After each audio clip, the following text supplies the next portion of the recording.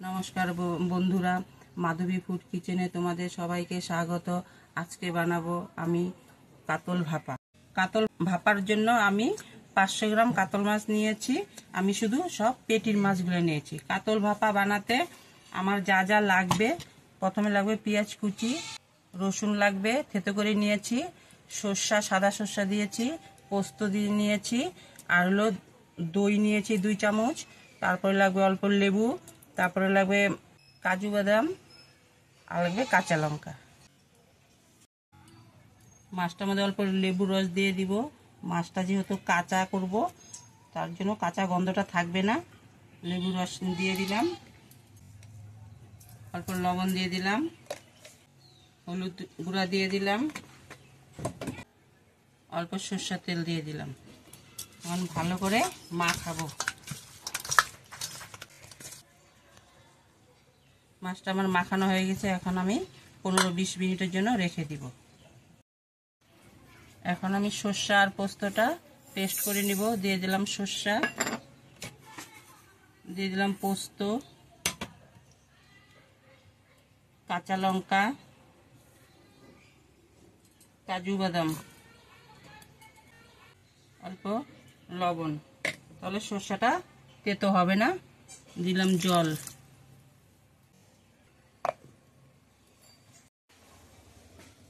তেলটা গরম হয়ে গেছে, আমি এখন রসুনটা দিয়ে দিব। রসুনটা দিয়ে অল্প ভাজবো।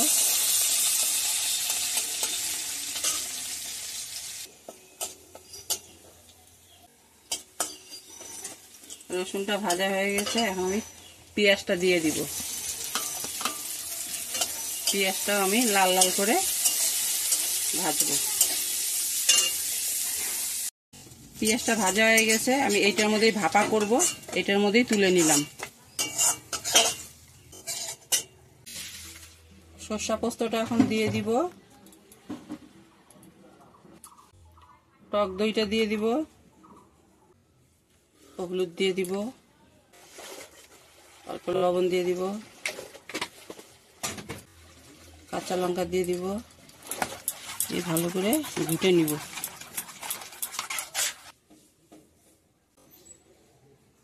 এখন আমি কাতল মাছগুলো দিয়ে দিব। সরষের তেল দিয়ে দিব, দিয়ে ভালো করে মেখে নিব। মাখানো হয়ে গেছে। এখন উপর দিয়ে আর একটু সরষের তেল দিয়ে দিব। এখন ঢেকে দিব। জলটা গরম হয়ে গেছে, আমি এখন বসিয়ে দিব। চাপ দিয়ে ঢেকে দিব 20-25 মিনিটের জন্য। 20 মিনিট হয়ে গেছে। এখন ঢাকনাটা তুলে দিলাম, ঢাকা সব করে দিব।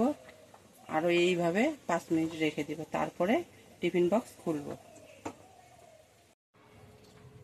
দেখুন, ঢাকনাটা এখন তুলে নিচ্ছি।